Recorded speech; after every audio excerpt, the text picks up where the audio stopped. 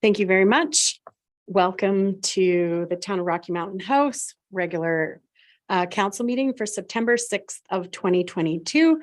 It's 1 p.m. and I'd like to call this meeting to order. Moving forward in the agenda, the acknowledgement of Indigenous peoples.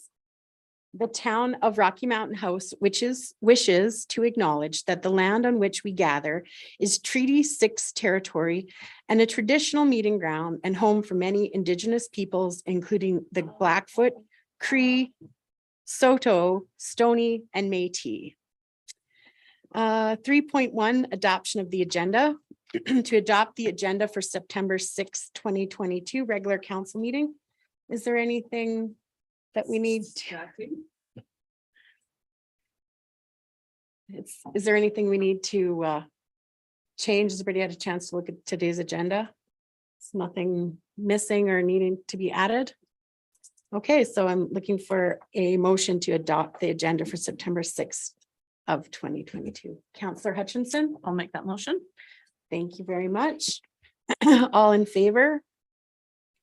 And that's carried. So we have no delegations today. So moving to 5.1 to adopt the regular council meeting minutes of August 31st, 2022. Has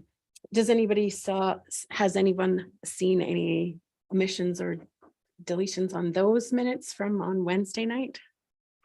No, seeing none. Would someone like to adopt the minutes? Councillor Phillips. I'll make a motion to adopt the meetings of the August 31st meeting. Thank you very much. All in favor of that motion? And that's carried. So we have no delegation business because we had no delegations today and we have no old business. So moving on to new business, we have 8.1 an RFD for returning officer and substitute returning officer. And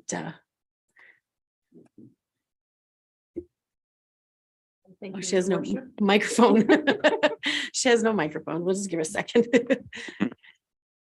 So as everybody knows, we have a by-election coming up this fall and you have before you an RFD. We have to appoint you guys have to appoint a returning officer and substitute returning officer. So I believe everything is pretty straightforward in here. If you have any questions, let me know. Councillor Hutchinson. Not in regards to the returning officers, but I was just, are we echoing? No. Wondering, has the town previously held the institutional voting when holding a by-election? Yes, So that's something we need to consider. not on this one, but possibly on the next RFD. Okay, I have it on the wrong one. Okay. This is just the returning officers. Does anybody have any further discussion? Would anybody like to make a motion? Councillor Phillips, you'd like to make a motion? Sure, I will make a motion if there's no further discussion. I'd like to make a motion that council appoint Tracy Breeze as returning officer and Laura Button as substitute returning officer for the 2022 by-election. Thank you very much. Is there any discussion about that motion? Seeing none, I'll call that to a vote. All in favor of the motion? And that is carried. Thank you very much. Moving forward in the agenda, we have 8.2. The RFD for election day and advanced votes. And would it be Miss Breeze? Thank you again, your worship and council.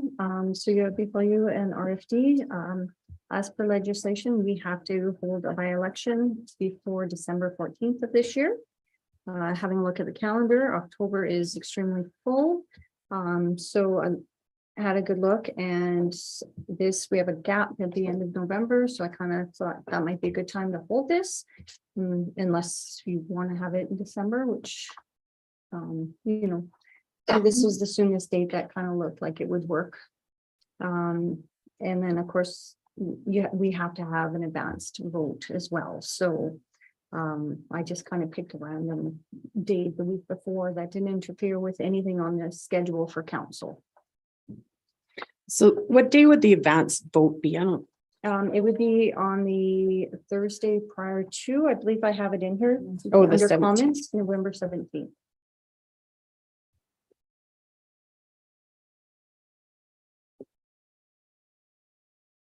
So this is where Councillor Hutchinson, if you guys wanted to talk about institutional votes, this would be the time.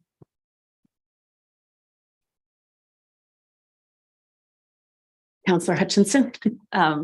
So you said that it has been done for by-elections in the past. In 2019, we did hold an institutional vote, yes. Was there a large turnout? It doesn't, when you look at the numbers, so the turnout for the actual election was 609 voters, which is pretty good for a by-election. We don't break it down between the, because it was held at the Christensen Center. So when the numbers come together, they're not subdivided. So it doesn't give, okay, so we had 500 votes at the Christensen Center and so many votes at institutional. So we don't have those numbers handy. It just goes in as one lump, 609 voters.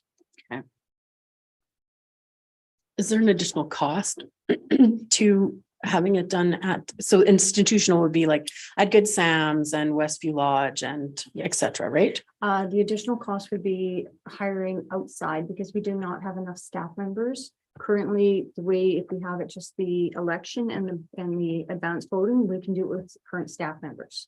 So there'd be very little training to actually do for anybody.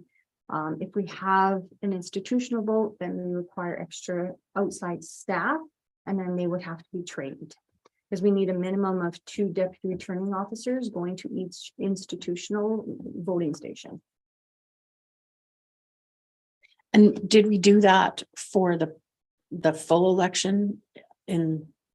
In last year, yes, we did. Yeah. Yes, but there's also COVID, so it made a lot more sense to, have 2 of our people going in and doing that election and not bringing the seniors out and exposing them, right? And what are their current regulations for outdoor visits right now? Does anybody know? Yeah, Counselor Hutchinson? there's no restrictions. The masks were lifted in the facilities, I think it was July 1st. So right now they're interacting and having visitors and whatnot in their facilities.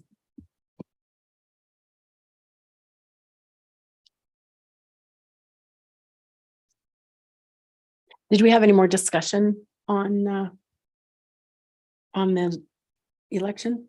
And this is the soonest date that you think that we can do it. I'm just thinking that there's, there are people who like are snowbirds per se, that would sure would be handy if they were home for this vote. So this is going to happen then after Remembrance Day, but before the American Thanksgiving. Yeah, American Thanksgiving, I think is the Thursday after Mhm, mhm. this date. Yeah, but like our schedule is just too busy to have it any sooner with the Remembrance Day. It's not just councillor schedule, it's the legislation department in general is very heavy with workload right now. Okay. So It sure would be nice to have someone in that seat again. And then after the election, if it's followed on the 21st, then they would be sworn in at the following meeting. Typically, Yes, they would. And we'd also have to organize an orientation for the new council. I'm sure someone's going to ask me that after we have this meeting today.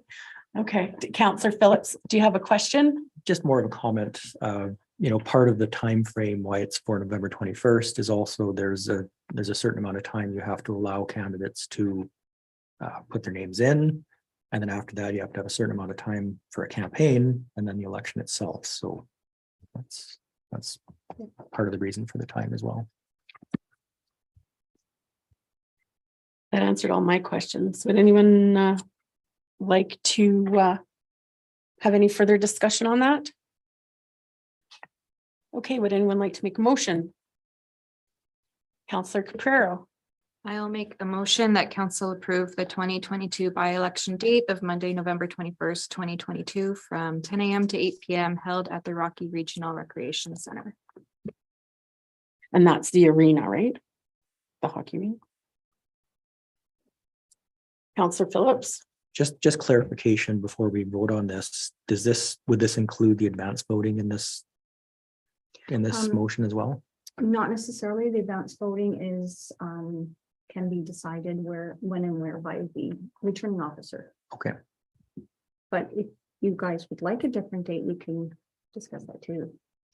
No, that's fine with me. Does anybody else have any follow-up questions? Okay, so then I think we can proceed to vote on the motion at hand. Yep, so it's Counselor Caprero's motion.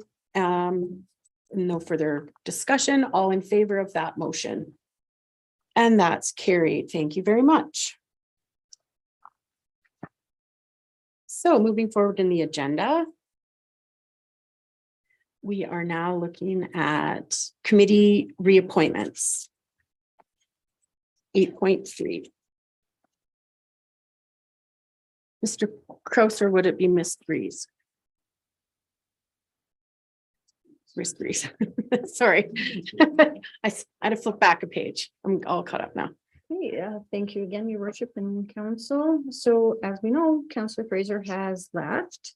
And we have some boards that she was involved in that will have to be reassigned to either fellow councilors or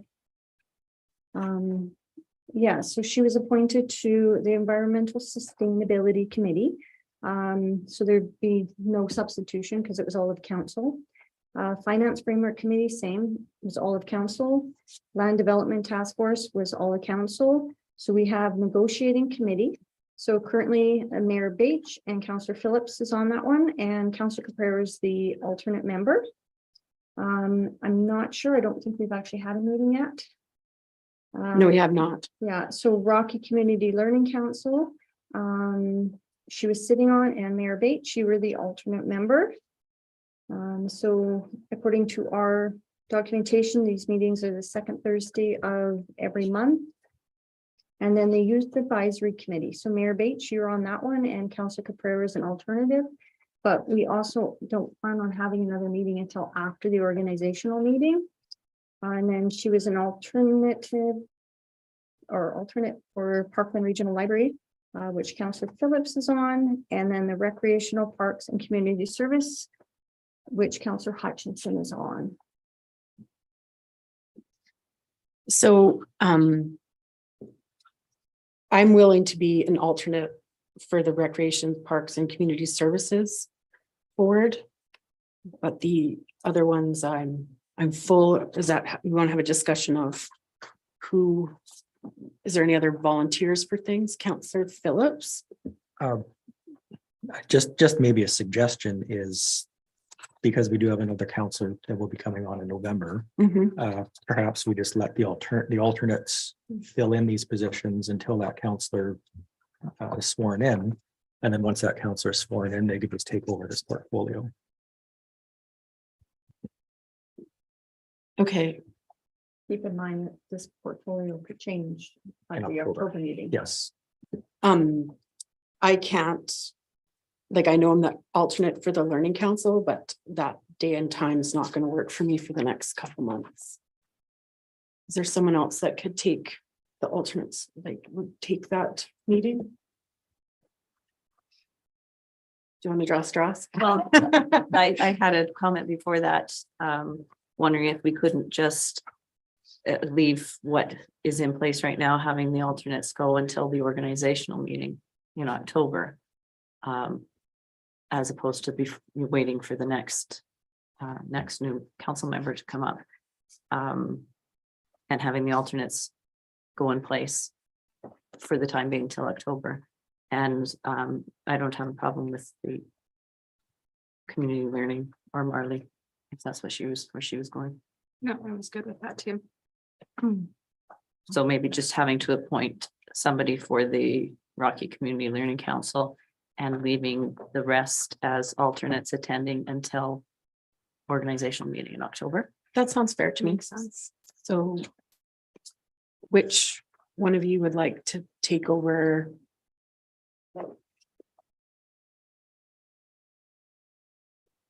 So your worship, maybe just to assist council here, you're probably best to go through each committee that needs an appointment. So what I'm Okay. hearing from council, like for the negotiating committee, Councillor Caprero would move into the permanent positions. But you would still want an alternate for that in case those meetings do occur. Okay, so. So it'd be like a motion that Council Caprero is, you know, not promoted, but assigned to Yeah, the negotiating committee, and Counselor X is now the alternate. okay, do you want to do a motion for each position or one motion for the whole chart? I think it'd be easier to do one per committee. Okay, and so who would be the alternate on the negotiating committee? For temporary? Counselor Alt? Marley's going up to the regular council member. I'd go as the alternate. Or I'd be willing to go as the alternate. Okay, perfect. So then I would stay as the alternate for the Community Learning Council, and Counselor Hutchinson. Do I have it correct? Or Counselor Caprero would go to the, I can do. If Marley's moving up to, Okay. okay. So Hutchinson. Oh, so before sorry, I'm already going too far. The negotiating committee, then we need a motion for Counselor Caprero to be the appointed council member for the negotiating committee, and Counselor Alt for the alternate of the negotiating committee. Is that correct, that we're gonna do that first? Okay, let's, my light's on, so I'll make that motion. okay, thank you very much. All in favor of that motion? And that's carried. So then moving next, the Rocky Community Learning Council, if Counselor Hutchinson does that, and then I would be the alternate still, then it wouldn't change anything. Does that sound fair? Yeah, so we need a motion for that. Counselor Alt, did you want to make that motion? Oh, I just because you wanted to make the last one. I'll make that motion. Okay, all in favor of that motion? And that's carried. Thank you very much. The Youth Advisory Committee. So there, isn't it Counselor Caprero that's the alternate? Yes. So you would move into the main person? And I need an alternate then for that. Counselor Phillips? Did we want to have any more discussion on that committee? Nope. So I'll make that motion that the Youth Advisory Committee, Counselor Caprero would be the counselor appointed, and Counselor Phillips would be the alternate. All in favor of that motion? And that's carried. Counselor Phillips, or Counselor Boniface? Also as an alternate on the regional library board.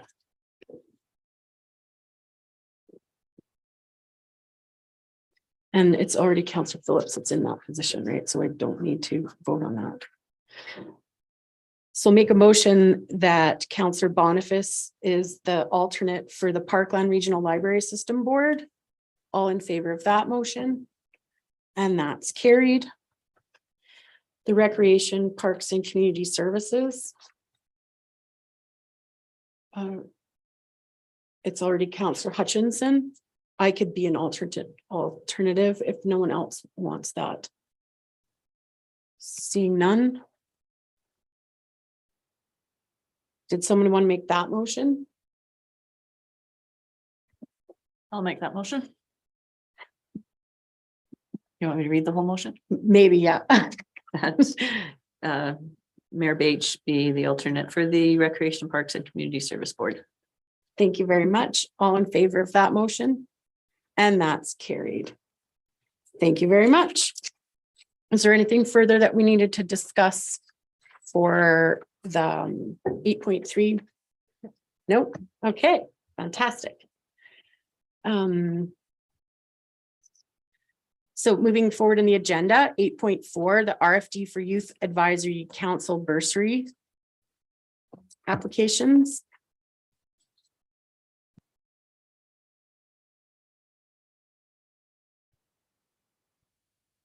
Okay, one more and I promise I'm done.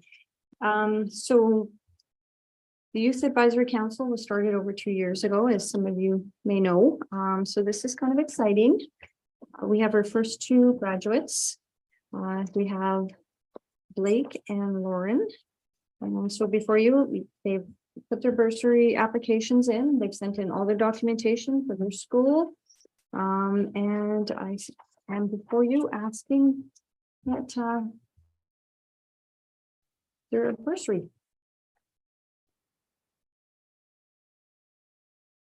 Perfect. Is it just the two that completed this year? I thought there was another one that was, You have to actually be graduated and going into a post-secondary program. okay. So some of them have done 2 years, but they don't qualify for.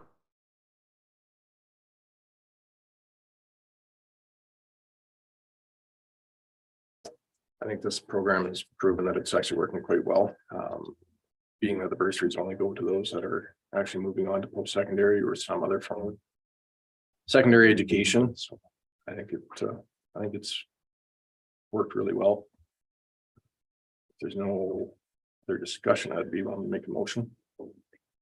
I have a little bit of discussion. So there's nothing that says in the bylaw that we have to have so many meetings, because quite a few of the last 4 meetings, according or 3 meetings, weren't couldn't meet quorum and they couldn't be rescheduled. Does that affect the bursary at all? Well, I think with the bylaws, actually putting in there so many meetings per year have been really affected the last couple of years with COVID. So we have tried to put as many meetings in as we can as per the bylaw, but it hasn't been realistic in the last 2 years. So moving forward, hopefully this will change. Because yes, the bylaw states that there should be so many meetings. And we have scheduled them, and yes, some of them had to be canceled because of quorum, because of sickness. It's just part of reality in the last couple of years, unfortunately. Okay, because So, like the last 2 that were canceled were after sort of some of the COVID relaxations, but I think that some of the students were still quite ill that. Yeah. Yeah, okay. Well, and the last one was scheduled during summer break, so that was administration error, I guess. Yeah, okay. I just wanted to check that it doesn't go against the bylaw to proceed with the bursary. Counselor Hutchinson, did you have discussion? Just kind of a question. Is there going to be some kind of a recognition for them or some type of presentation? When we put this through to present them with their checks? It's Kind a of hard, little- they're gone. Well, yeah, like they started school. I think Lauren started yesterday, actually, so both of them aren't doing post-secondary in town. Hmm. So that's why I put in there that we draft a letter of congratulations. Because it is important to, make that point to acknowledge them. When is the high school doing their awards? I wonder if we could schedule that on the same time, because they usually come home for that to get their what's it called when you have all over 80s? Oh, honor roll? No, it's an award you get. Maybe they don't do it anymore. Usually there's one in like September, mid-September sometime. Maybe next year, maybe we could organize it so that it's on that same, we could hand them out at that same presentation in the fall. It's worth a thought. Any further discussion then? So Counselor Auld has a motion on the table. And so no further discussion with that. Then we'll go ahead and Counselor Auld, would you repeat your motion, please? Make a motion that council approve the bursary of $500 to Blake Wedman and Lauren Narang and instruct administration to draft a letter of congratulations to both applicants. Perfect. All in favor of the motion? And that's carried.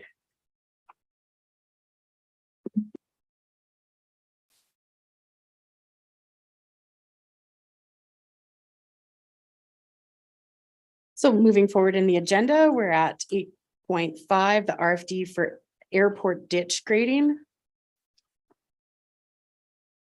Yep, thank you, your Mr. worship. Kraus, yes. So at the airport, there's a drainage ditch along the hangar access road that over years have been built up with silts and debris, so it's time to re-ditch those with the heavy rains this year. It's obviously gone beyond capacity and the water's been flowing and flooding into the taxiway and into some hangars. This was not budgeted for, but we received an estimate of approximately $30,000 to have the ditches cleaned. Administration did bring this to the ICC meeting for the county and the town council members to consider at the ICC. And they did pass a resolution to approve it and bring it up to the council levels to adjust the budget. So administration is asking council to adjust the airport operating budget by $30,000 to undertake this work. Half of that will be paid through the county when we reconcile the airport at the end of the year. In my discussions with the county CAO, the county has approved their portion, or $15,000 for this. Thank you very much. Is there any questions or discussion about this RFD? Councillor Hutchinson, No, if there's no questions, I will make the motion. that sounds fair. Be it resolved that council amend the 2022 airport operating budget by $30,000 for the purpose of grading the ditches with the funds coming from unrestricted reserve. Thank you very much. All in favor of the motion on the table? And that's carried.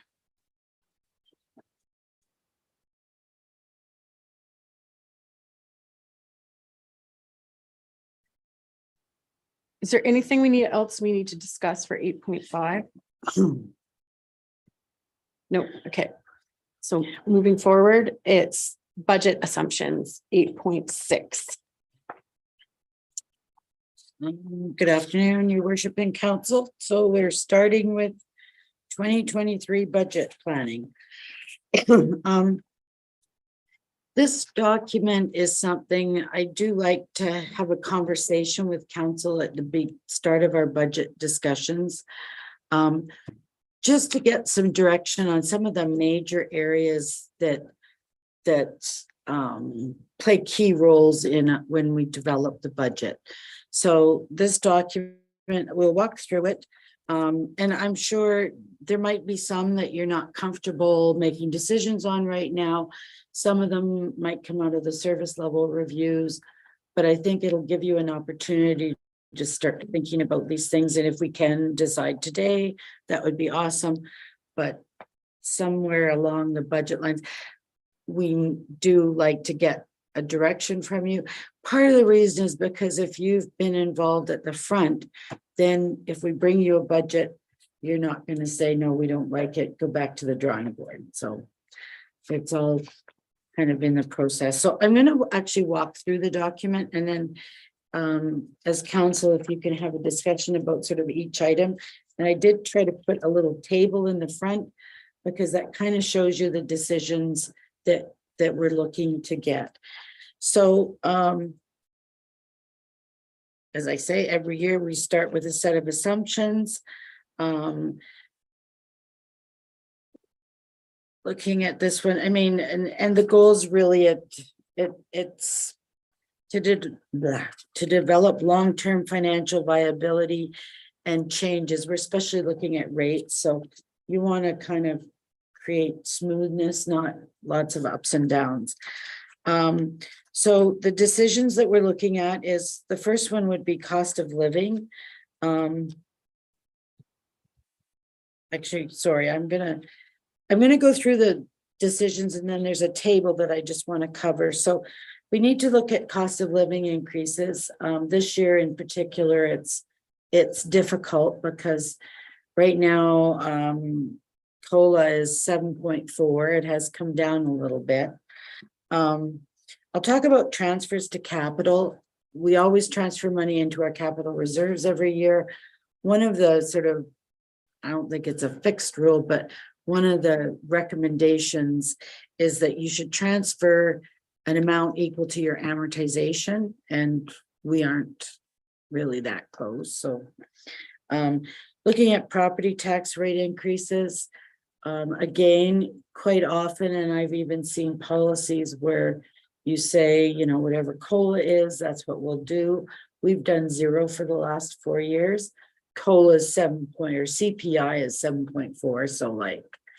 That kind of frightens me a little bit. I don't think we really want to look at that.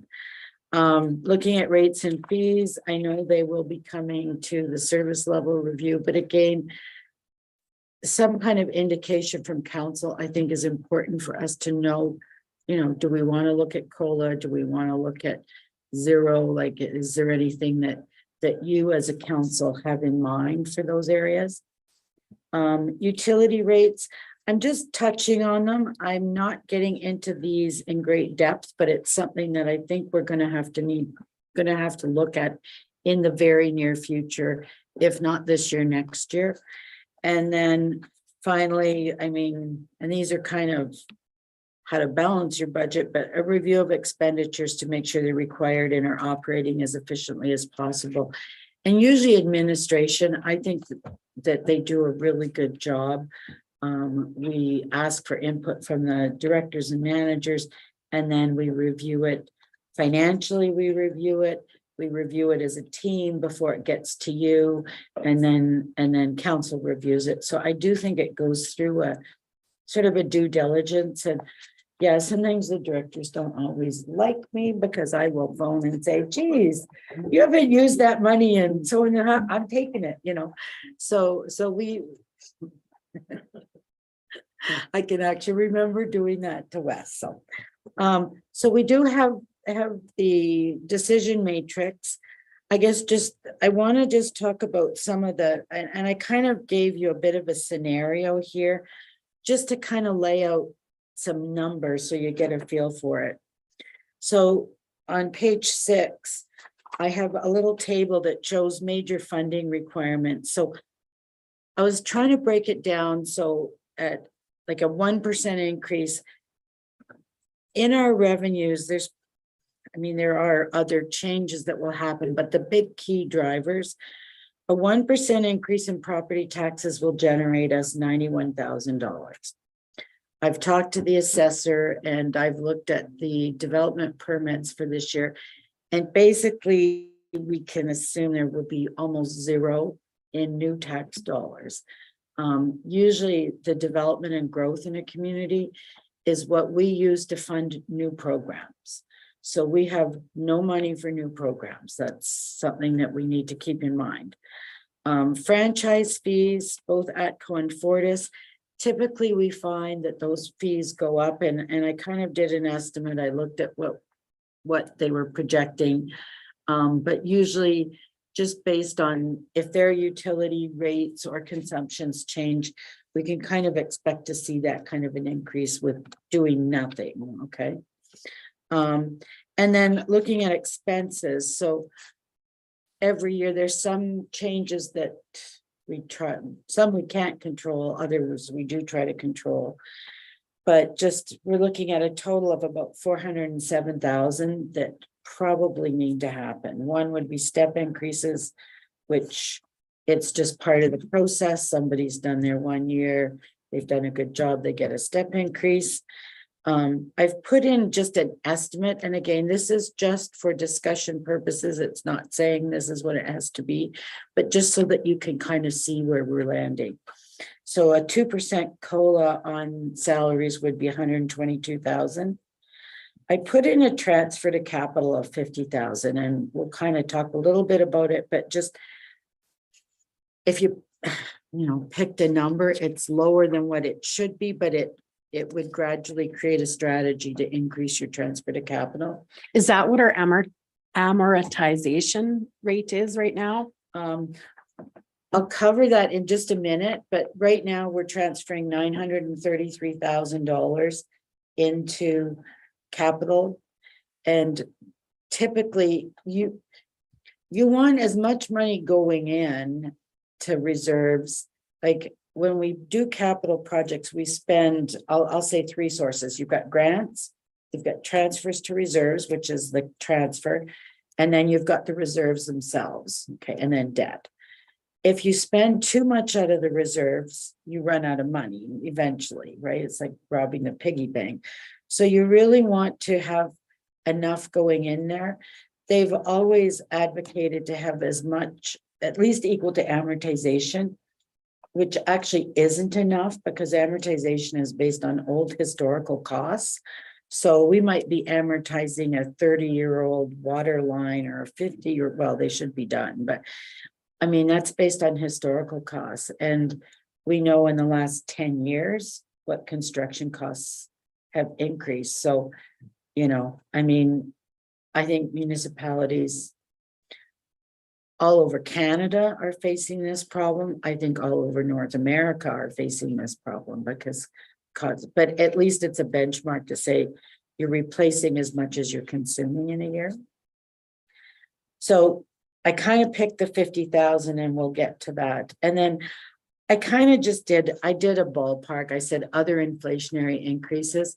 We've started trying to look at some of the costs. Fuel actually isn't one of our biggest groups of consumption, like operations uses a lot of. Yeah, well, no, but you do use a lot of fuel, but it's not in a $24 million budget. It's not one of the biggest drivers. So there's going to be increases all over, probably insurance, utilities, you know, some of these things. We're kind of seeing costs increasing more in contracted services and bigger purchases.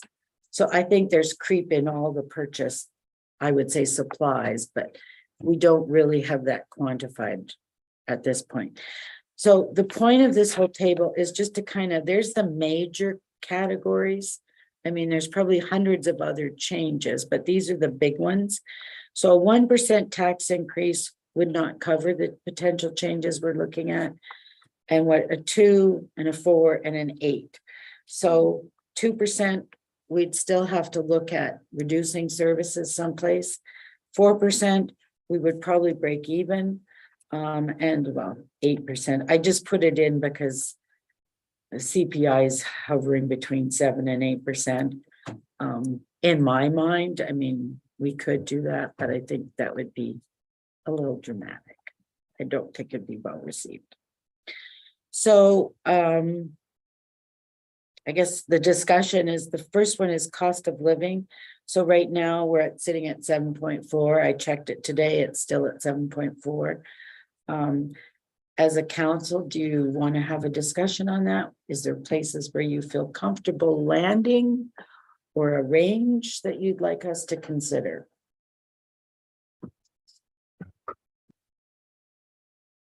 Counselor Ald and then Counselor Phillips. You said earlier, we haven't given out a cost of living raise for the last 4 years. No, we have given out cost of living. Last year, I think it was 2%. Okay. Previous was. This year was 0. The CPI, and I didn't go back and look up salary increases, but the CPI for the last 4 years, so tax rates have been 0, but CPI in 21 was 4, 20 was 1.1, 19 was 2.3, and 18 was 2.1. So overall, there's been a 9.5% increase in CPI in the last 4 years. So information. Did that cover your question or did you still have one? Okay. So, I mean, yes, we've had 4 years of 0% tax increases, and that was phenomenal. Obviously, with inflation and the CPI being quite extensive this year, we have to look at how we can mitigate that. Obviously an 8% increase, I don't think that's not reasonable. But there is a reasonable number, and that's the number we have to come up with. Also, one other thing that we have to look at is our new water treatment plant is going to operationally cost more as well, and that's coming down the road probably for 2023, I would imagine 24. Okay. So that's another factor that we have to look at. I would, my preference would be to be a combination of, maybe looking at property taxes and franchise fees and utility rates, like a kind of a 3-pronged approach, as opposed to saying only from the tax base, only from the franchise fees, or only from the utilities. I'd like to kind of see a balance of the three to achieve whatever we need for the budget. That's just my 2 cents. Okay, so, but you've jumped ahead because she's gonna go about each thing first. Do you have a comment on cost of living? They kind of do blend together. But, they're almost the same thing, so my apologies, I guess, looking at a range, and then, yeah, we will get into some of the property tax strategies. Do you want to keep going through your, Yeah, maybe let's cost of living and taxes, sorry, so I've got the capital strategy next. And maybe we'll skip that one. So one of the things, and I think that's what Councillor Phillips was talking about, was just looking at franchise fees as a blended way to increase revenue so that we can cover our costs. One of the ideas is that franchise fees, and we haven't increased them in a number of years, but franchise fees affect properties that are not taxed. So if you look at that, you're spreading it out to more places in town that still consume the goods of the town, like the exempt properties would be schools, hospital, churches, and not nonprofit organizations, even such as ourselves. So a 1% increase in ATCO franchise fees would be 25,000. 1% in Fortis would be 55. And as I said, 1% would be in taxes would be 91. And there is a table on page 9 that kind of, and again, I'm just picking a number so that you can see the impact. It's not saying that that's what it should be. But if you did a 1% increase, you could do that across the board. If you did 1% and increase ATCO and Fortis by 1%, sorry, I don't have this one down, but then you could do a 3% in property taxes because the other monies would be collected from the other source. If you did a 2% for franchise fees across the board, you would only have to do a 2.2% tax increase. And if you did 4% on the franchise fees, you'd only do a 0.5% in property taxes. So we could look at and I guess just even if you give me direction or give us direction saying, we'd like to look at a more blended approach. We haven't increased our franchise fees for several years. 2015, I believe, is the last time the franchise fees were looked at or raised. so, like, I can weigh in on this. I would like to see our franchise fees to stay where they're at and not do a blended approach because the cost of living is really hard on the residents of our community. And like the reason we don't charge schools, hospitals, and not-for-profits higher tax, like we give them tax rate exemptions. To me, it seems contrary to then tax them on utilities because we haven't got that out of them. So if you look, for example, with Fortis and our close surrounding area, Caroline's 12%, we're 12%, Drayton Valley's at 10%, Eckville's at 10%, Edson's at 4.75%, Sundry's at 10%. It doesn't go until you start getting to bigger centers that have colleges or more facilities. Sylvan Lake is still only at 15%, but they do have different services that they offer, and Olds is 15%. So like when we look at just our market, I know that the other chart that we looked at similar town size throughout Alberta, but really people are looking at, are you going to live in Rocky? Are you going to live and drive from Sylvan Lake? Are you going to drive from Drayton Valley? Like this is our area, right? So when I look at those numbers, I'd really like to see that to stay low. I mean, that cost of living is gonna help anybody who lives in Rocky Mountain House. So the staff that work for the town, they're gonna see that 1% on all their utilities. I mean, I think we should keep it where it's at, personally, and look at just if we have to, you know, with our tax rates. I mean, we still have to supply some service levels. Maybe some of our fees need to be adjusted to be more in line with the current inflation, you know, we'll have to look at service level review. Because when we talked, like, for example, with Wes earlier this year with our swimming pool and stuff, we're at the lower end of services. And I just think that keeping our utilities and, I mean, utilities should be used to cover the cost of utilities. So if that's being said, we did have an increase when it switched from, you know, to cover what we weren't Right. covering before. Yeah. So I think it should be on our property taxes, so it's more transparent to consumers what's happening in the world. Yeah. And what the, you know, the issues that we're facing. Counselor Hutchinson? I had a different point of view on the franchise fees. When I looked at my own bills, and if we did a 4% increase, I just use Fortis, for example, it would be like a $2.56 a month increase on my bill, which is, you know, really quite minimal. I would kind of like to see a mixture of, well, I'd also like to explore the option on under property taxes, on the option 1, looking at the difference, doing something on the non-residential calculations to see if we could look at something there, because we are lower than a lot of other on that tax number. So I would be leaning towards something of a combination of the options, franchise fees and non-residential taxes.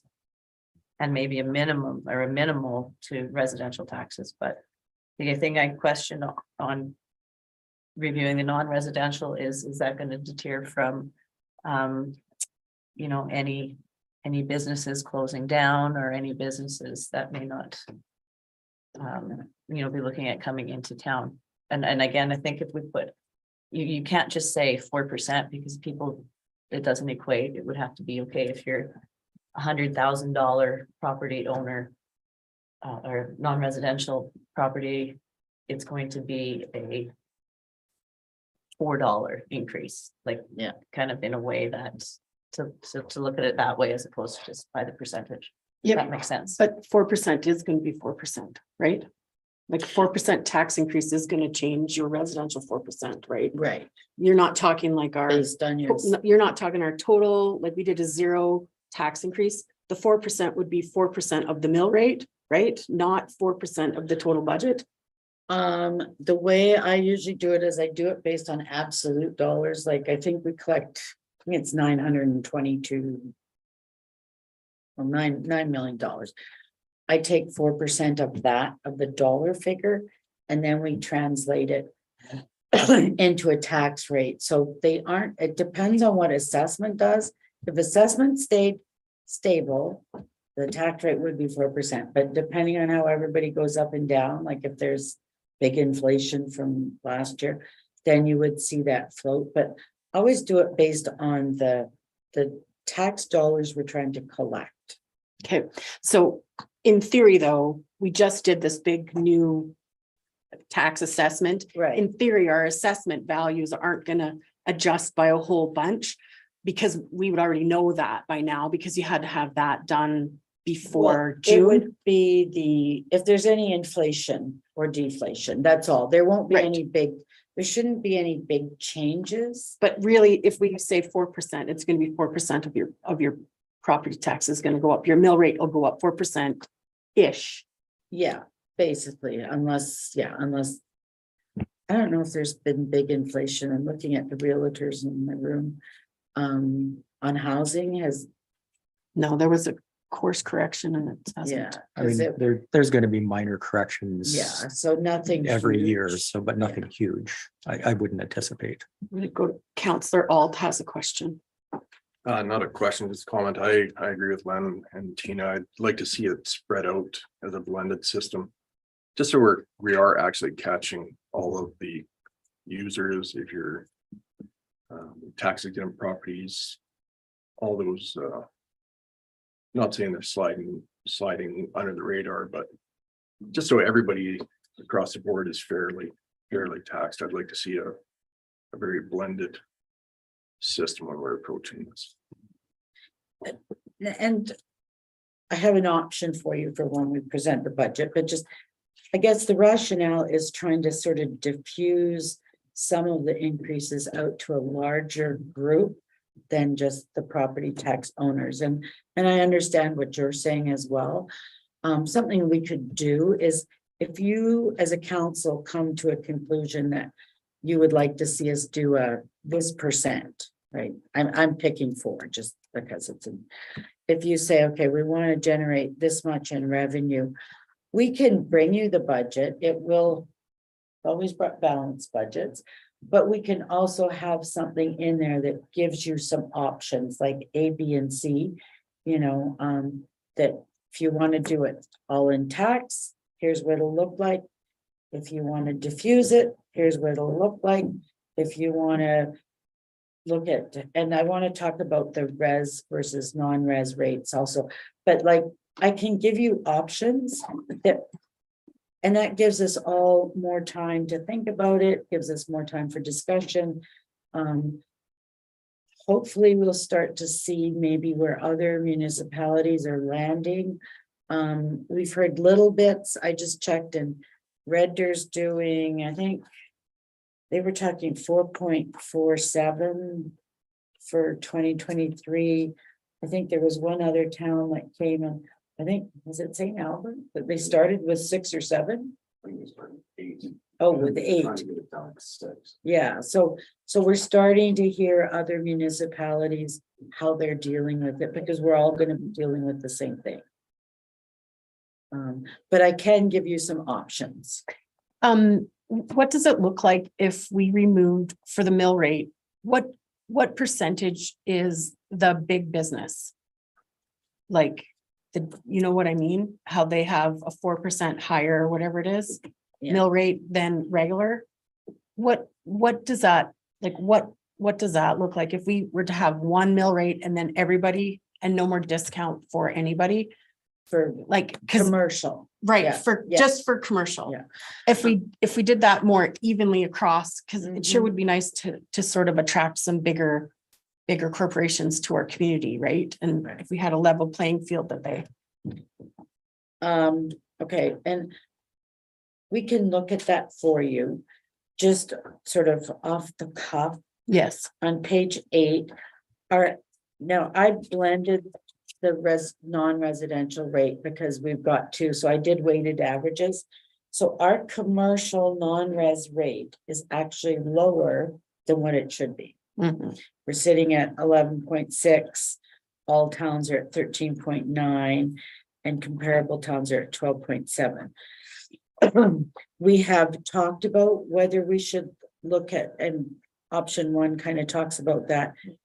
I guess after looking at it, my suggestion is we, meaning Graham and I, would like to do more analysis on it because it gets really complicated really fast. But we certainly could give you some analysis on that. I guess just without looking at it, if we did remove that, I think what you'd see is smaller businesses would go up. By how much, I can't really tell you. And yeah, the larger businesses would go down. So I guess we can look at that. I would also want to look at, do you need to do a staggered approach, like do it over 3 years? Do you freeze the large business and move the other ones up with regular tax increases? Because you don't want to impact anybody really big. Yeah. But absolutely we can, I think we should look at that, but I don't think we should make a decision to change things drastically this year. I certainly am all about economic development and encouraging businesses to come, but I mean, it's not fair to people that live here that businesses are getting that much of a break compared to other communities, you know, like 3% a lot, 3% a lot. And some of the bigger businesses are like the grocery stores and and so if we can make that business rate equal, I feel that it's a better benefit for all of our residents because everybody buys groceries. And so you know, like if those are the big businesses that we're talking about, then it increases the cost of living if we're targeting those type of businesses, you know, and that's not fair to anybody either. So I certainly would like to look at the mill rate for the non-residential side of things. Okay. Just for a Yeah, heads no, up. and that's our intention is Yeah. we've started doing analysis and I've had conversations and just it's like there's a lot of factors that you're trying to feed into it, but absolutely, I think it should be looked at. Counselor Phillips. So I definitely agree that the non-residential mill rates need to be looked at for sure.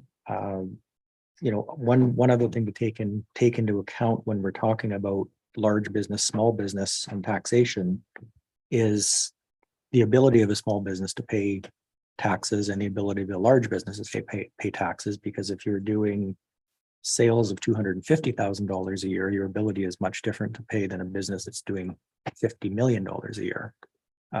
So it's a part of the conversation to have for sure. As far as fee increases, I definitely think that's something to look at.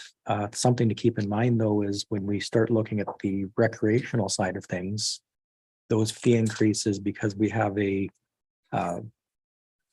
part of our operational budget is also paid for by the county, correct, Mr. Kraus? That part of those fee increases would go to the benefit of both municipalities, not just the town of Rock.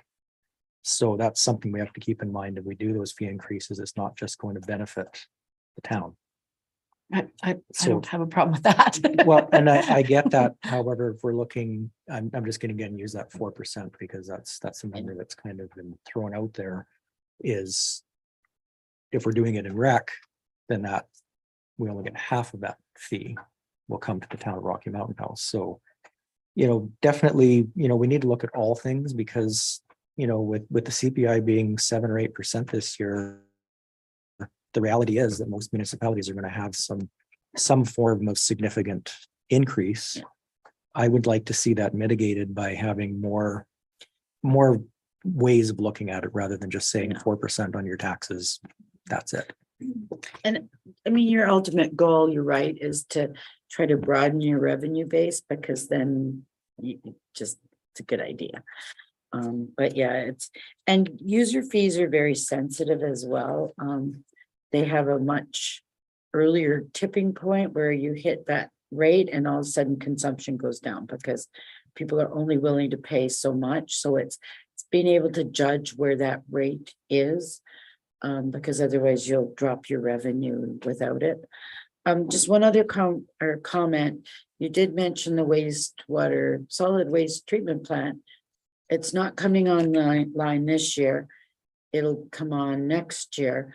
What I think we'll probably be proposing in the budget is we need to do, it's a very complex analysis of utility rates, and they take like the 10 years worth of capital, they take all your operating costs and boil it all down and then say, here's what your rate should look like for the next 5 years.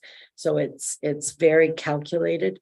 I think we need to do one of those because that will factor in all of the potential increases in costs and show us where our rates need to be. And I don't think we've done any utility rate increases in several years. So is that not what we did when we figured out the water rates? When we went from because I have a note here, when we went from bi-monthly billing, it used to be like $120 every 2 months. And then it switched to monthly billing and the fee changed right away. And I was under the impression that the because those fees jumped to $90, which would have been $180 every 2 months. Because the fee change, do the billing and that kind of happened all at the same time, was because the increase in the water bill was for two ways. Number one, the base rate, even if the utility, so they did two things. Even if your utility was shut off, you have to pay a base rate. You couldn't shut off the utility anymore. So I know we had a lot of questions about that. And then the other thing was that the base rate, it increased somewhat in the last 4 years, like because it just so happened to be at that time. Oh, when they And switched that, over. the explanation that I was told at that time was because they did do an analysis on the water, that the minimum rate wasn't covering the cost of the utility. Right. So do you anticipate another one of those to change it a bunch? Okay, I haven't gone back in the history. I know they used to do, they only read the meters every 2 months. Yeah, So I think the goal in that one was they were trying to estimate close to what you were paying on a monthly basis. they're still only reading it every 2 months and estimating every second month as far as No, we're is reading it every month changed now. Yeah, yeah, yeah. Sorry, it changed then since I We was, switched over last year. We now have Okay. the automatic meters, so they're read every month, so your bill is okay, accurate. I don't know when they did the last analysis to set the rates, if it was like 5 or 6 years ago, 3. So it was approximately 3 years ago. Okay. So water and sewer are fully cost recovery right now. When the new wastewater treatment facility comes online, it'll have to be analyzed again, because that's going to increase our wastewater costs significantly. But that would be recovered through utility fees, and it wouldn't be through taxation. Counselor Phillips. And I like Betty's comment about the capital, because that it will change our capital requirements with a whole new system ongoing, and those costs may not be incurred for the first little bit, but once that plant gets operational and going, there's going to be ongoing operational or capital costs to go along with that. And part of the rationale behind going to full cost recovery is kind of like we've been talking about with the pronged approach. What we're doing now is, when it wasn't at full cost recovery, the residents were bearing the burden of Taxpayers. the taxpayers are paying for it. Exactly. So the taxpayers of Rocky Mountain House were subsidizing the heavy water users that weren't paying full cost recovery for the water rates. So that's why it went to full cost recovery, so that everybody is paying their fair share, whether it be a hospital or school or a restaurant or a hotel. They're all paying for the amount of water they actually use on a full cost recovery basis, as opposed to being subsidized by the taxation.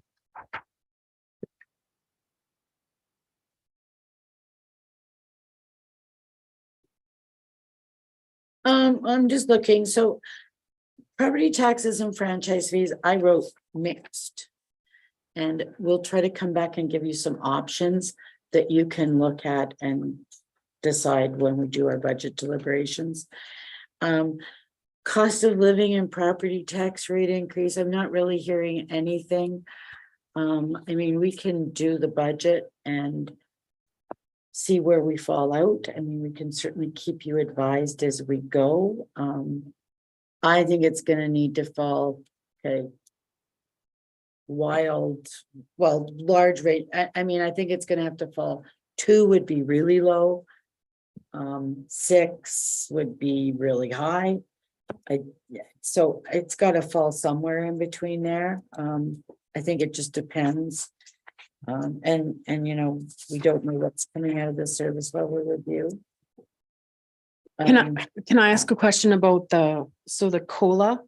Right, Yes, just because you're on that right now. That's where you're talking the 2 to 4%, right? Or are you Well, talking something else? it kind of both. I mean, we've got property tax increase. We also, I guess, a range for COLA. I mean, I don't know if you want to speak to that. Does that go through council? Do we put it into the budget? We put it, so we put it in the budget. Again, we can do some options for you. Right. Um, Is some of that COLA not looked after by step increases? Like, doesn't your step increase cover that COLA? Typically they're two separate things. Cause Yeah. I mean, if you've got a stable workforce, they're at the top of their pay grid. Okay. So then, I've seen policies where basically you put it into policy because then it removes sort of some of the I don't know, the debate, but just where you follow COLA. Okay. And that works when you've got a real stable economy and everything's just kind of going like this. But when we get into these big highs and lows, it kind of makes everything extremely difficult. Okay. So yeah, I mean, it's, I guess, an indication of where your comfort level is.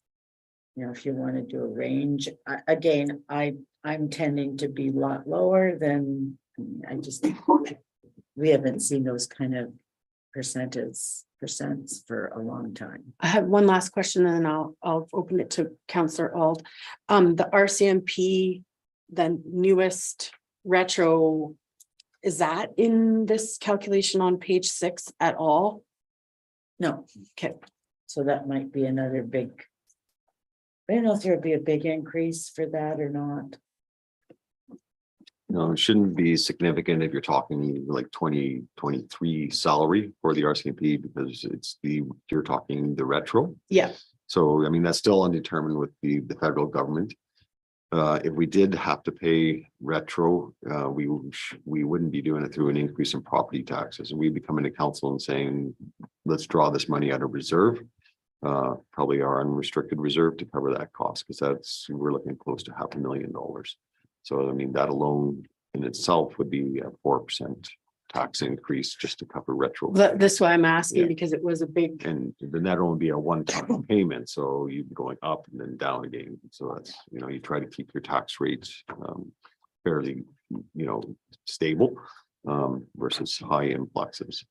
A conversation on COLA, what has worked well in my past experiences, especially when you see these high inflationary rates, is you put it on policy that COLA will be the average of the last 5 years.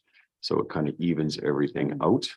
And if there is a high increase in COLA, then you're not jumping up 7% if we followed COLA this year, or then you went over the 5-year average, it just takes away those highs and lows. And provides, direction for developing the budget without a big discussion. So. okay, that makes a lot of sense to me. Thank you so much for answering that. Counselor Ald? Just a couple of comments. I was actually gonna say, what Mr. Crowe said, if there was a way of averaging it out over the last few years for the COLA, because we're probably gonna end up in that 2 to 4% increase. And I don't think anybody is under the impression that we are gonna be able to hold a 0% increase again this year. There's gonna be, it's gonna have to climb. Where we get it is what our decision is, but if Betty's looking for numbers, I think we need to be somewhere in that middle. If we're in that 3%, 4%, if you're looking for actual numbers to get where we need to be. Just a comfort level, I guess, is really what I'm looking for, and that really helps. I mean, basically, we do our best to keep it as low as possible. And negotiate with all the directors, but we haven't even talked if there's any new initiatives or if there's any new staffing or new programs that we want to look at. And I mean, that's, so there's a lot of adjusting that goes on, but okay, so I'll put a range in, and we're going to continue watching what other places are coming back with.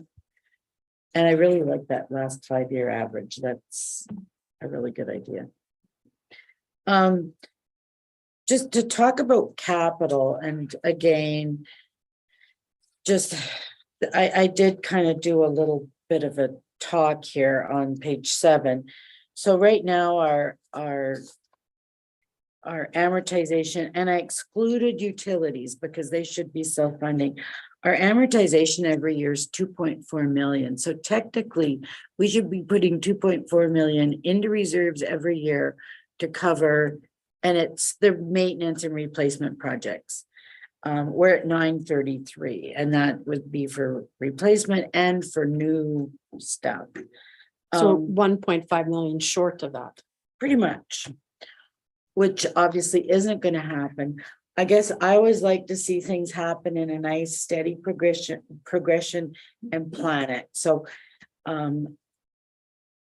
if you guys are comfortable, I'd like to see us develop a strategy.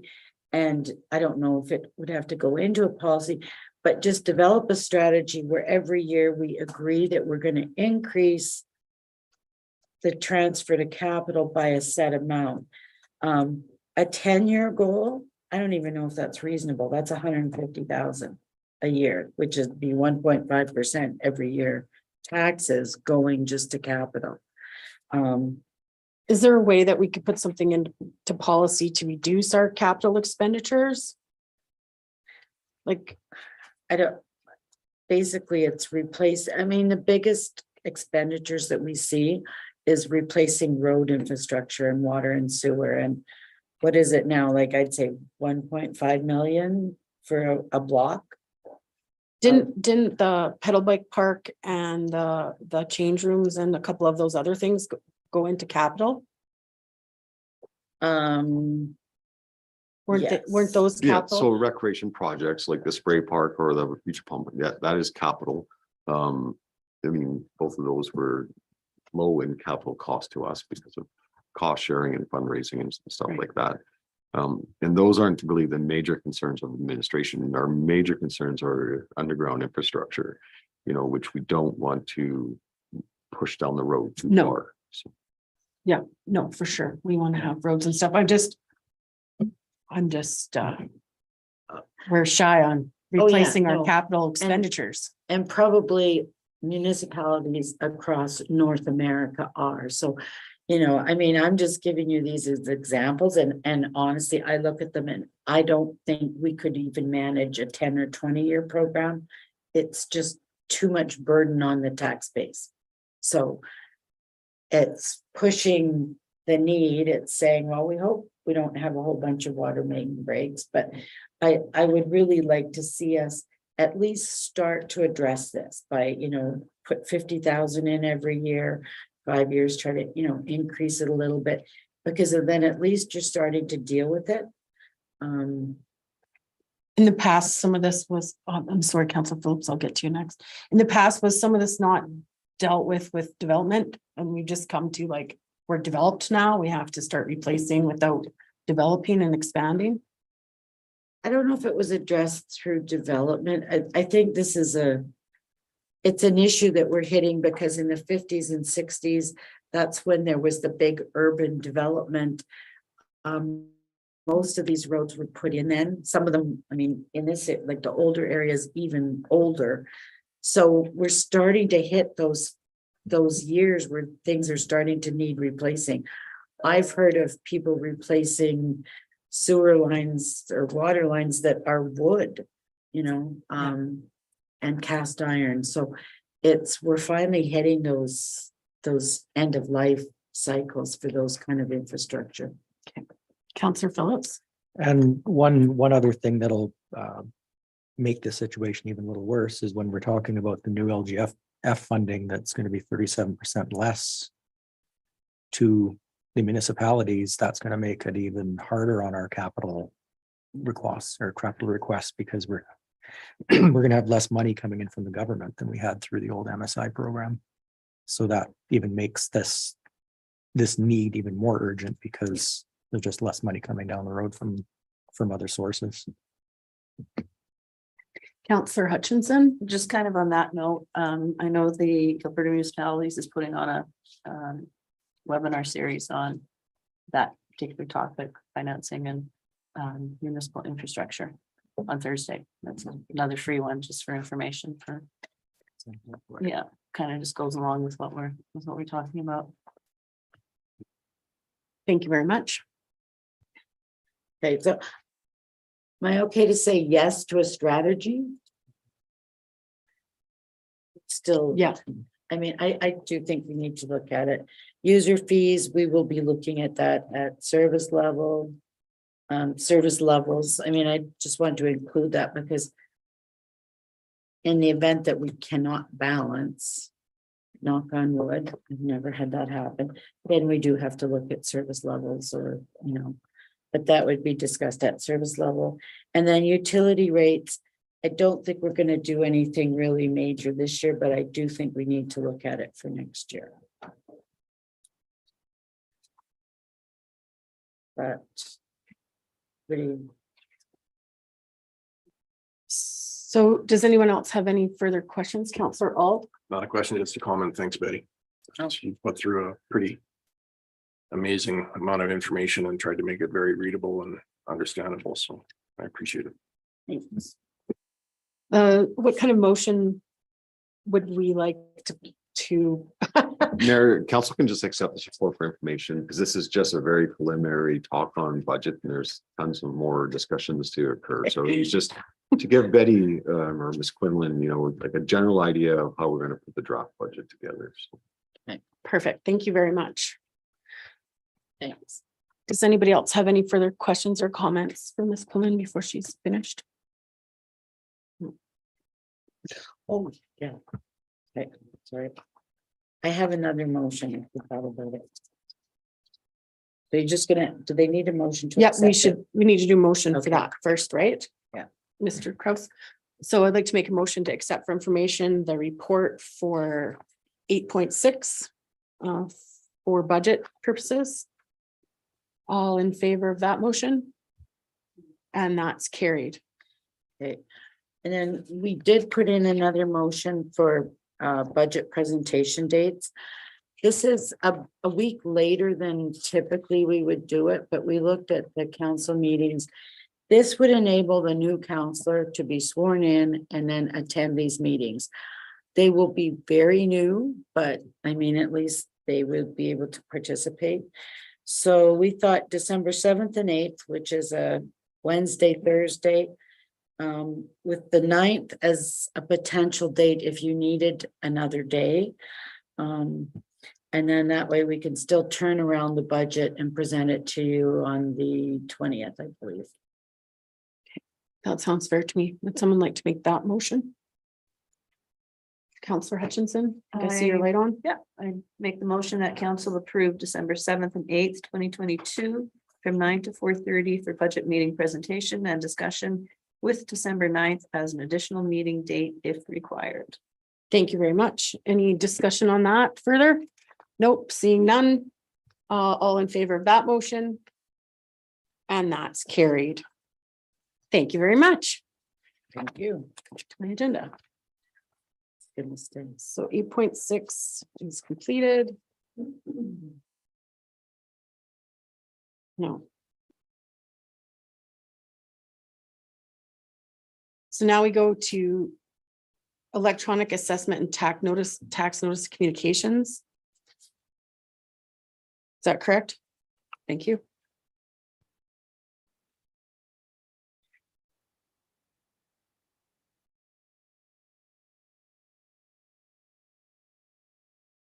Sorry, I just lost my computer here. So 8.7, it just didn't print on my thing.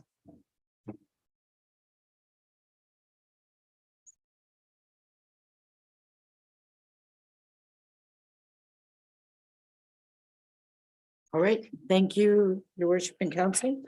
This is a bylaw. It's been a long time coming. We've been waiting for the MGA to approve this for a while. They've talked about it for several years, but that's to enable us to send assessment notices and tax notices via email. I think it's a wonderful move. It just makes things easier. We've been very successful with utility billings. So you can email them. It's faster, it saves money, it saves time for staff. Residents get an electronic copy that they can just store. So I'm actually really excited about this. So we have this bylaw before you. It is an opt-in process, so nobody will be forced to get an electronic tax notice. We have a forum here. We will do sort of a media campaign to try to get people to sign up. But this bylaw needs to be in place to allow us to do that. And I'd like to try to do as much as we can for this coming tax year. So is there any questions about it? Counselor Phillips. No questions, just, this is the way it is. I Oh, mean, yeah. Getting emails with utility bills and everything else is just the way it is now. I'm actually kind of surprised it took the MJ this long to allow us to do this, so I don't see any problem at all with doing this. They actually approved the legislation. It was 2018, but they ran some pilot projects for a couple years because I was like, how did I miss this? But it just got rolled out to everybody last year. So, but yeah, I think it's absolutely the way to go. And this is just to the resident person, just like a water bill or. Yeah. Yeah, no. anything So if different. somebody wants it, they can sign up, and then when we run the notices, we'll either have the box checked that it's gonna be via email or via paper. Our goal would be to get to 100%. but And then, take a while. so like the security and confidentiality, we don't have any issues with that at all. It's not like it's being kept online. It's just that we're gonna Yeah, send you your notice via email. Okay, that sounds great. Does anybody have any questions or comments? None? Counselor Phillips, would you like to make a motion? Yeah, if there's no further discussion, I'd like to make a motion that council give first reading to bylaw 2022/11, being a bylaw to establish a process for sending assessment notices, tax notices, and other notices, documents, and information by electronic means. Thank you very much. All in favor of that motion? And that's carried. And because this is just it's not going to affect general people aside from the billing, we can continue forward with the yeah, second it reading. doesn't need to be advertised. So would someone like to make Counselor Hutchinson? I'd like to make a motion that council give second reading to bylaw 2022/11. Thank you very much. Any discussion on that? Seeing none? All in favor? And that's carried. So we can move forward with the third reading then. Counselor Alt, did you want to make that motion? I will. Council give unanimous consent for third reading to bylaw 2022/11. Thank you very much. Do we have any discussion on that? Seeing none, all in favor? And that's carried. Counselor Caprero, would you like to make the third? I can do that. That council give third reading to bylaw 2022/11. Thank you very much. Any further discussion? Seeing none, all in favor of that motion? And that's carried. Thank you very much. With the conclusion of 8.7, I think we'll take a 10-minute recess.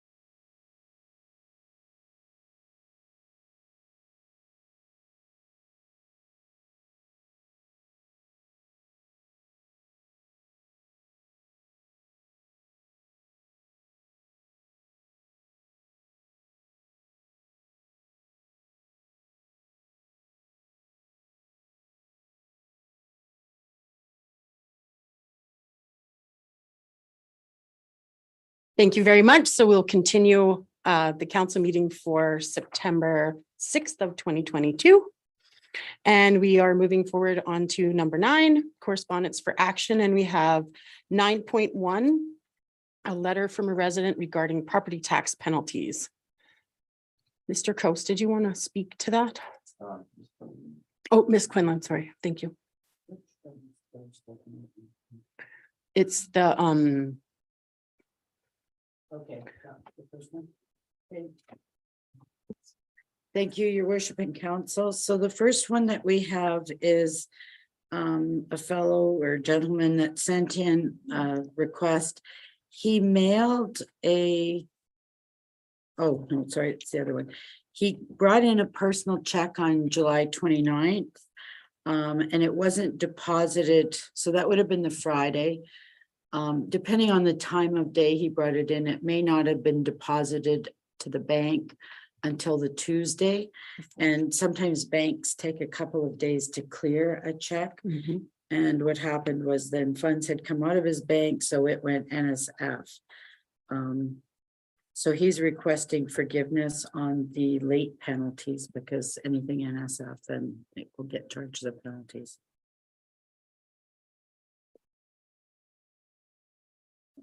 Okay, and what's generally, we don't do any, like as discussed at the last meeting, we don't do any forgiveness of late fees. Is that our standard policy for?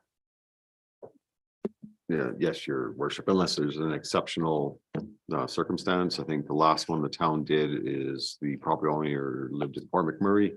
And that's when the fire occurred, so he could not physically get his tax notice and stuff like that, because it was evacuated, so Right. that'd be the exceptional circumstance.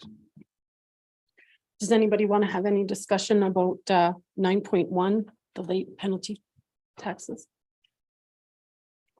So I think that it's unfortunate that he spent some of the money and it didn't get cleared, but that's part of doing a good diligence when you're writing and taking money out of that account. It's very unfortunate, but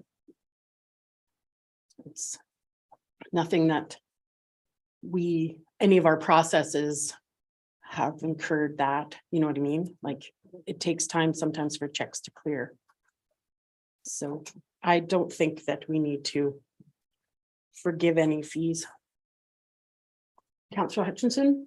I was just kind of looking into the future and maybe having something changed on or added to the back of our tax notices stating that if you are writing a check and if it NSF, if it's doesn't clear the bank by the date or something along that line, then you are subject to late fees, just so it's there, black and white, Is that already on there?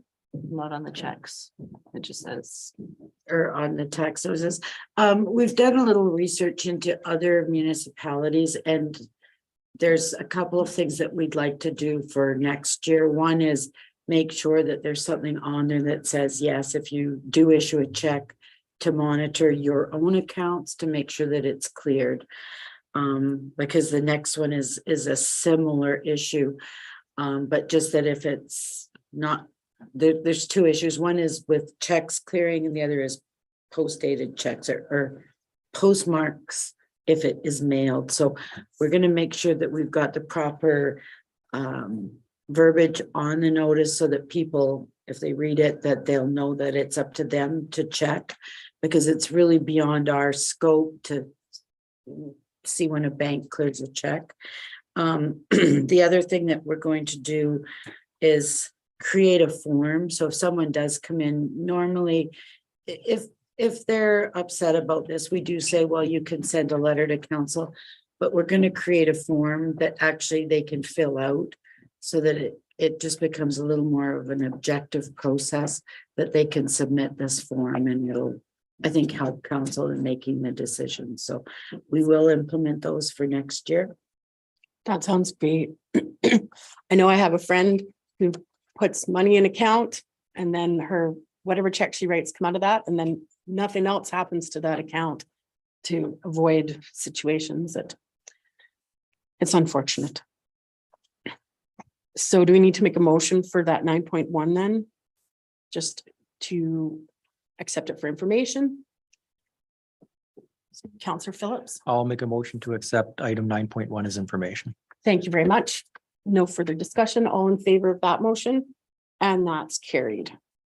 So moving down to 9.2.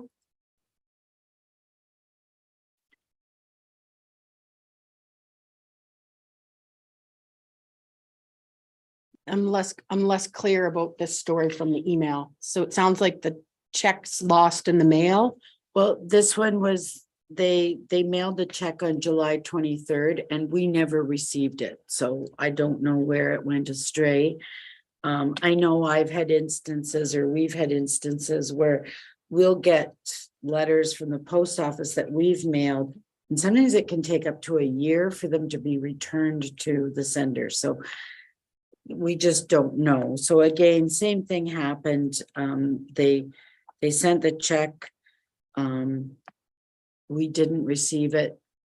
Unfortunately, the property owner didn't check their bank account. Again, that's what I would recommend, is to check before the deadline to make sure that it's cleared. As soon as they were aware, they came in right in. So it's an unfortunate situation. As soon as they were made aware, they came in and they paid it. But again, they're frustrated with having to pay the penalties. But again, it's something that I don't think it's within our control. We don't know that where the check went. We never received it. Yeah, because it sounds like that they paid one property, but not the other ones, or it's just a They little bit paid confusing. two and then they overlooked the third one. And as soon as they realized, they came in to pay the third one. But it was And late. that's when they found out that the check Okay. wasn't ever received.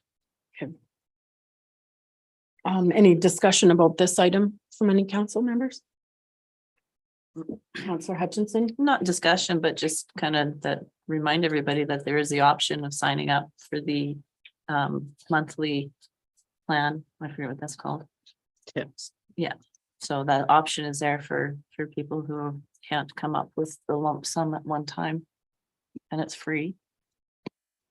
It actually spreads your payments out, like July 31st is our deadline, but you actually pay your taxes from January to December. So come January, July, you've only paid, but you get to spread it out over the year. So it is a good option. Did anybody want to make a motion for information? Counselor Boniface? I'll make the motion that we accept this letter for information purposes only. Thank you very much. All in favor of the motion? And that's carried. Thank you. So moving forward to, excuse me, moving forward to 9.3, a request for meet and greet luncheon with Ochese First Nation. And did they, because I know you've had communication with them, did they have any potential dates already in mind? No, your worship, not yet. I mean, it's trying to get 5 councils together, but I did advise them that September and October are very busy for us. So if council was willing to have this luncheon, then we'd work on a date. Because we have RMA and service level retreat and AM. Because they don't really say, you know, an area of time. They were hoping, I think in the letter, they were hoping for late September, but I've advised them it might have to be in October, depending on schedules. Yeah. So I for sure would love to have a luncheon with them, but definitely would have to be into October because we're gone to AM. And then we do have service level review, but you know, if you can make something work during the week, a luncheon wouldn't be too hard to. Does anybody else have any? Counselor Alt? I was gonna say the same thing. It's just a luncheon. I don't think it should be too hard to schedule a day somewhere if we can get, but it is all 5 councils, so there will be issues trying to get it done, but I would definitely be in favor of trying to get something together late September. Counselor Phillips? Yeah, I agree, having, pick a date. Unfortunately, with this many people involved, not everyone's going to be able to attend, but pick a date and those that can attend will attend. So do you need a motion or just to accept for information? Your worship, so a motion that council accepts the invitation for a meeting with Ochese First Nations Okay, regarding. I will make that motion. I make the motion that we accept the invitation to have a luncheon meeting with Ochese First Nations and other groups. Whenever we can fit it in our schedules. All in favor of that motion? And that's carried. Thank you very much. So that is the correspondence for action completed. We're moving on to 10.1 correspondence for information. So I just wanted to say 10.1 letter from Consul General Uchida. He's leaving Canada, and that is our Japanese ambassador. Yeah, because he's an embassy. And so he invited me to go to his farewell luncheon, and I can't make that date. Is there someone else who would like to attend on our behalf of our town? I believe it's a Friday.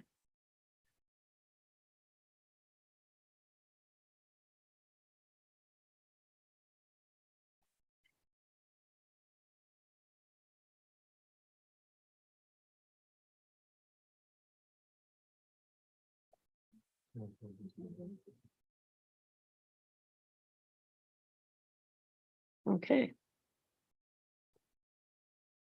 And it's not, there's a different letter than that has the date.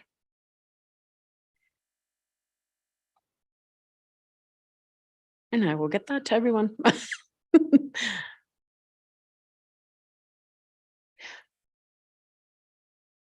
Is there any other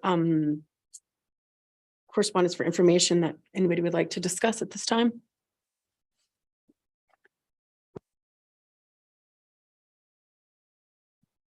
Counselor Phillips? If there's no discussion, I'd like to accept for information items 10.1 through 10.9.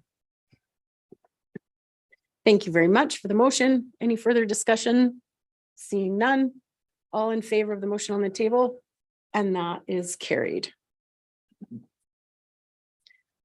So moving forward on the agenda, we're at 11.1. The mayor's report. Is there any questions or anything? It's just.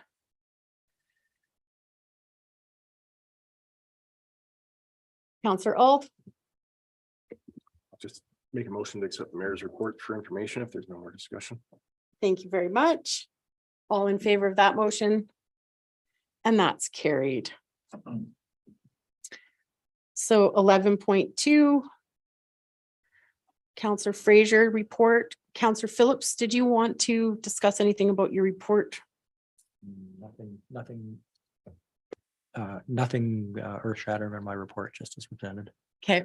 Counselor Hutchinson, did you want to highlight anything from your report? Counselor Auld, did you want to highlight anything from your report? Counselor Caprero, did you want to highlight anything from your report? So I will make the motion to accept for information 11.2 of the counselor reports for information. All in favor? And that's carried. So action list, Mr. Kraus. Thank you, your worship. I don't believe there's any thing to really highlight. With the first one, we have put on hold because the gentleman would like to become a delegation to council, so we have not proceeded with any sign changes at this time. But I think that's probably the only item that I need to update council on.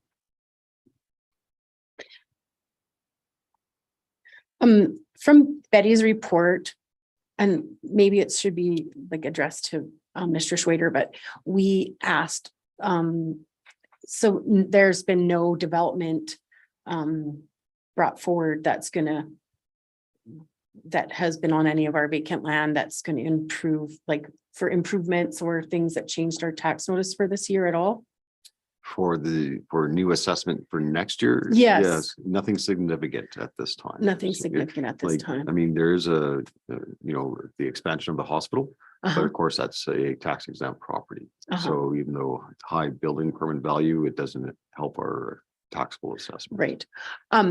So are they gonna do a report of all the people that they contacted and like they did that little survey about what could help them develop in their vacant lands in town? That's on the agenda from next Monday's meeting. Okay, perfect. Thank you very much. That answered my question.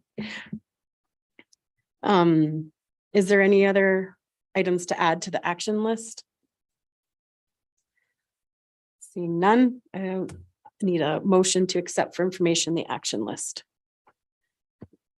Counselor Hutchinson, I'll make the motion to accept the action list for September 6th, 2022 as presented.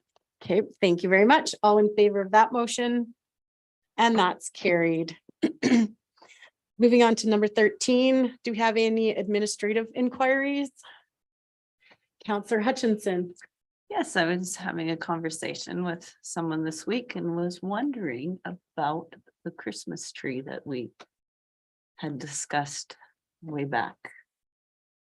Put you on the spot. So your worship, I know they have done the research to obtain the tree and in budget to keep it within the $20,000 budget. I am not 100% sure right now if we've ordered it yet, but they have done the research for a supplier. And I'm looking over at the other table in case that's correct. Okay, so Okay. Thank you. Did we have any other administrative inquiry? Oh, the thing with the Christmas tree, I think what we'll just have to talk to council for location. We haven't figured where council would prefer that to be located. But I'll. Pardon me? Is that service? it's pretty late. No, it isn't. I just want to confirm the arrival of the tree because supply chain is not the greatest, but we are working. on it, so. So were there any more administrative inquiries? Seeing none. I will take a brief recess to allow everyone to. Oh, I'm sorry. Are there any notices of motion? Seeing none, I will take a brief recess to allow us to clear the room so we can go into closed session for a couple minutes.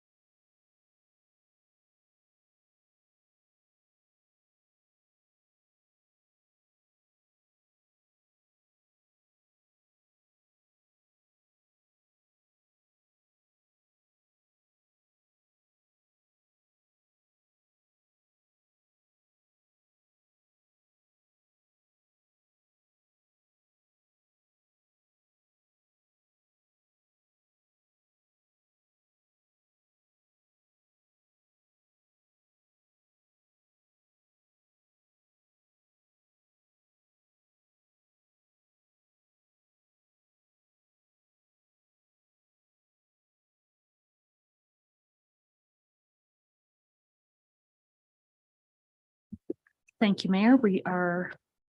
Have returned to the live stream. Okay, so we've just come out of closed session for the council meeting for September 6th, 2022. And I believe we have a motion. Counselor Phillips. Yes, thank you, Mayor Beach. So coming out of closed session, council has reviewed the investigation report of Veritas in relation to the complaints made in relation to the conduct of Mayor Beach. Council has provided the opportunity to Mayor Beach to respond in writing and orally to those complaints after advising the mayor of its conclusion in relation to the above. Council considered sanctions and provided the opportunity for the mayor to provide written and oral submissions. Having considered those submissions, I move that one, council finds the Mayor Beach breached the town of Rocky Mountain House Code of Conduct when posting a video filmed at Henry's Western Wear on June 17th, 2022. This was a breach of bylaw number 2018/13V, section 11.1, where it states no member shall use the influence of the mayor's office for any purpose other than the exercise of the mayor's official duties. Council finds two, that Mayor Beach's attendance at the Cape AGM and breakfast was a breach of bylaw number 2018/13V, section 4.1B and 5.1. 4.1 states that a member shall A, act honestly and in good faith, serve the welfare and interests of the municipality as a whole, perform their duties and functions in a conscientious and diligent manner with integrity, accountability, and transparency, arrange their private affairs and conduct themselves in a manner that promotes public confidence and will bear scrutiny. And also 5.1, a member must not claim to speak on behalf of council unless authorized to do so. Council will issue a letter of reprimand to Mayor Beach. The letter of reprimand will be published on the town's webpage for a period of 4 weeks, starting on September 9th, and then removed.